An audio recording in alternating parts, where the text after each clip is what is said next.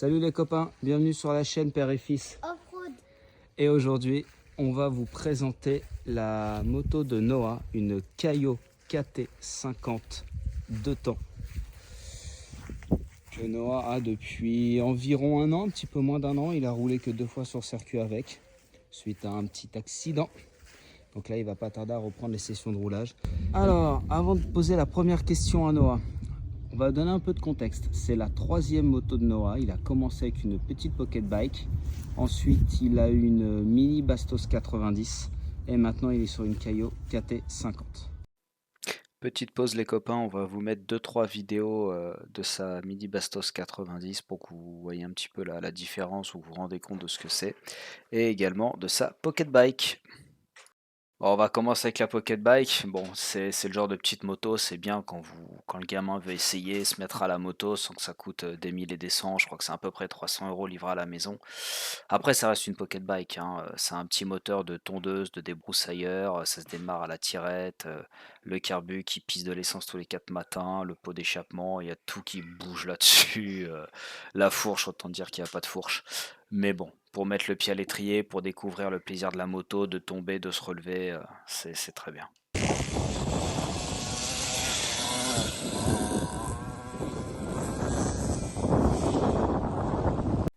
Allez, autour de la mini Bastos 90. Bon, rien à voir avec la pocket bike, ça reste chinois, c'est une dirt bike, 4 temps. Ça fuit pas de partout, ça démarre tout le temps, ça démarre au kick. Il n'y avait pas de démarreur électrique sur celle-là. Les 2 roues sont en 10 pouces, hein, ça reste une dirt. En tout cas, une dirt à 700-800 € livrée chez vous. Les fourches, c'est nettement mieux que la pocket, mais c'est pas non plus des fourches à 1000-2000 €. 4 vitesses semi-automatiques, vous pouvez les passer. Moi, je les ai démarré en 4e, comme ça accélère un peu moins. Bonne petite moto.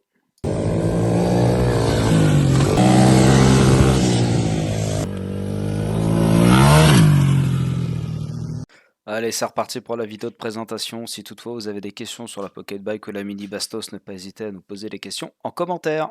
Ok. Et aussi que les amortisseurs ils sont bien. Quand on retombe, on fait pas ça. Ah oui, d'accord. Tu as plus d'amorti sur ces fourches-là que tu avais sur ta... Sur toute... Alors la Pocket Bike, bon, il y avait autant dire pas de fourche. Mais c'est vrai que ta précédente, ta Mini Bastos 90, qui était déjà bien mieux finie que la Pocket, amortissait moins lors des sauts. Et là, celle-là, tu trouves qu'elle amortit mieux, c'est ça? Oui, surtout l'arrière. Surtout l'arrière, tu trouves l'amortisseur, il travaille mieux que l'ancienne moto? Oui. D'accord, ok. Alors, deuxième question, Noah. Est-ce que tu la trouves, je sais pas moi, plus grande ou plus légère? Je la trouve plus lourde Tu la trouves plus lourde? Pourtant, elle est plus légère que ta Bastos, hein. que mes précédentes.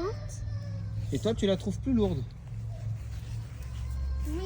Mais elle te paraît plus lourde parce qu'elle est peut-être plus haute. Parce que là, Noah, ce qu'on n'a pas dit, c'est qu'à l'arrière, tu es en 12 et qu'à l'avant, tu es en 14.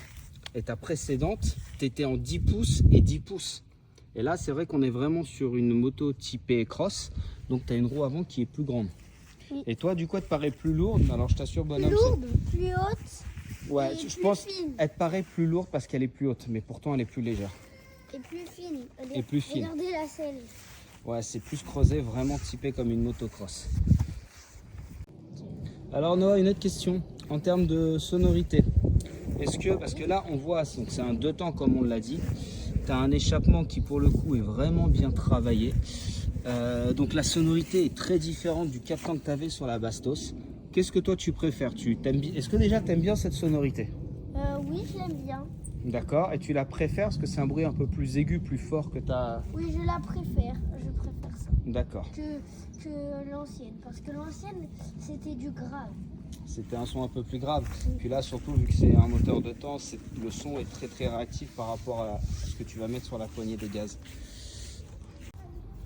Bon, j'en profite, Noah, c'est un peu écarté pour vous faire un rapide topo sur cette moto. Très très bonne machine. Alors Noah n'a fait que 2 séances sur circuit avec. C'est une machine qui marche très très fort, qui honnêtement est très très très très bien finie. Je regardais par exemple jusqu'au carbu. Le carbu qui est sérigraphié du modèle de la machine. honnêtement, c'est très très bien fini. Ok Noah, pour finir, question un peu plus généraliste. Est-ce qu'avec cette moto, tu as un meilleur feeling, tu as un meilleur ressenti, que ce soit quand tu prends un petit peu de vitesse, quand tu prends des virages, quand tu sens que tu la sollicites un peu? Alors tu nous as déjà parlé des suspensions qui faisaient vraiment un travail bien meilleur que sur ta Dirt, ta Bastos. Parce que là honnêtement, enfin, c'est pas une Dirt, hein. C'est clairement typé motocross. Alors je sais que les purs motocross qui ne jurent que par KTM vont dire c'est faux, scandale.